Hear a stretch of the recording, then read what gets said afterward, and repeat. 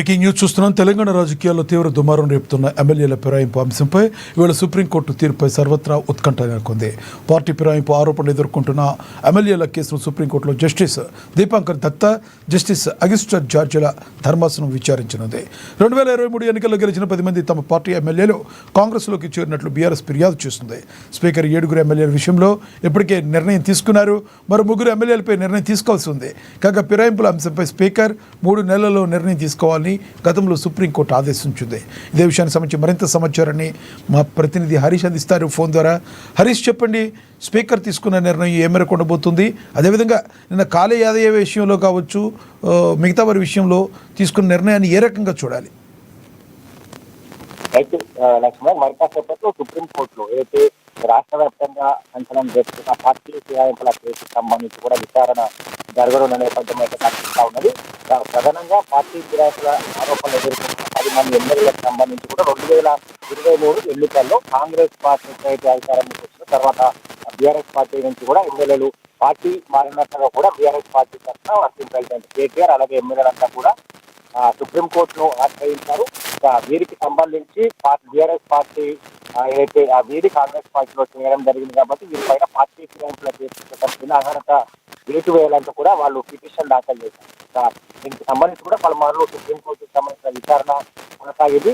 సుప్రీంకోర్టుకు సంబంధించి స్పీకర్ గడ్డం ప్రసాద్ కుమార్ కి సంబంధించి దీనిపైన 10 మంది ఎమ్మెల్యేల పైన పార్టీ ఫిరాయించారా లేదా అనే అంశం పైన కూడా విచారణ చేపట్టాలని కూడా ఆదేశించిన నేపథ్యంలో దానికి పూర్తి స్థాయిలో 10 మంది ఎమ్మెల్యేలకు సంబంధించిన విచారణ కొనసాగుతున్నది. 7 మంది ఎమ్మెల్యేలకు సంబంధించి ఇప్పటికే స్పీకర్ గడ్డం ప్రసాద్ కుమార్ విచారణ చేశారు. పలుమార్లకు సంబంధించి క్రాస్ ఎగ్జామిన్ చేసిన నేపథ్యంలో ఎవరైతే పిటిషన్ దారుడు బీఆర్ఎస్ పార్టీ ఎమ్మెల్యేలు ఉన్నారో వారు, అలాగే పార్టీ ఫిరాయింపులు ఎదుర్కొంటున్న ఎమ్మెల్యేలకు సంబంధించి కావచ్చు, వాళ్ళ అడ్వకేట్ సమక్షంలో కూడా అసెంబ్లీ వేదికగా కూడా ఈ పలుమార్లకు సంబంధించి దీనికి విచారణ కొనసాగిన నేపథ్యం అయితే కనిపిస్తా ఉన్నది.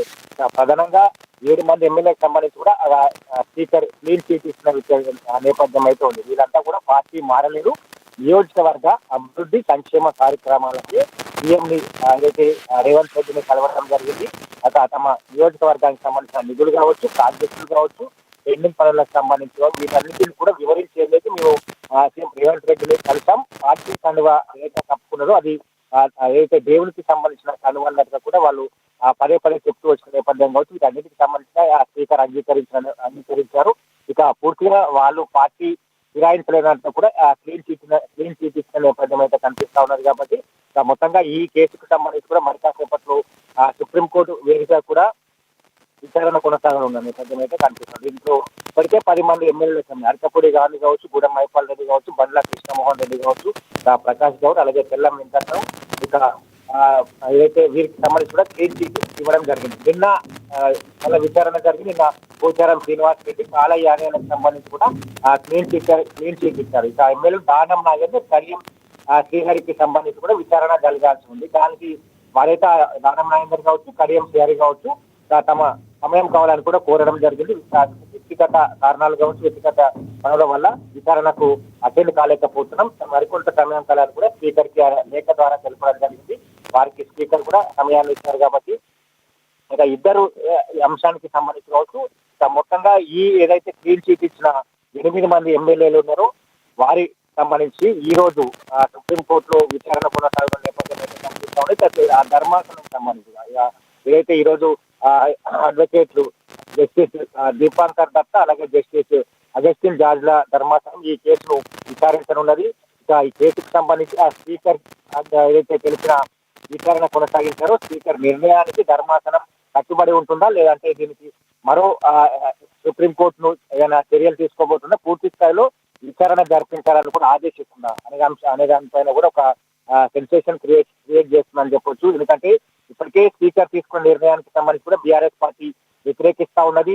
బీఆర్ఎస్ పార్టీ వాళ్ళు కాంగ్రెస్ పార్టీలో కొనసాగుతా ఉన్నారు. వారికి సంబంధించిన ఆధారాలతో మరోసారి సుప్రీంకోర్టుని ఆశ్రయిస్తామని కూడా బీఆర్ఎస్ పార్టీ ఏదైతే పిటిషన్ దారులు ఉన్నారో ఆ ఎమ్మెల్యే అంతా కూడా చెప్తున్న నేపథ్యం అయితే కనిపిస్తా ఉన్నది. కాబట్టి ఇక స్పీకర్ తీసుకున్న నిర్ణయాలు అలాగే ఎవరైతే ఆరోపణలు ఎదుర్కొంటారో వాళ్ళ అఫిడవిట్ దాఖలు అలాగే ఏదైతే వీళ్ళు ఎవరైతే పిటిషన్ వేశారో వాళ్ళ అఫిడవిట్ సంబంధించి కూడా పూర్తిగా ఈ నివేదికను సుప్రీంకోర్టు ఈ రోజు చూసిన తర్వాత ఒక క్లారిటీగా తీర్పు ఇవ్వనున్న నేపథ్యం అయితే కనిపిస్తా ఉన్నది కాబట్టి ఇంకా ఏ నిర్ణయాన్ని తీసుకున్నారని కూడా Right, Harish. డేట్ అయితే వస్తుందని చెప్పొచ్చు. మరి కాసేపు దీనికి ఏర్పడి ఉన్న నేపథ్యం అయితే ఉంది. Thank you Harish.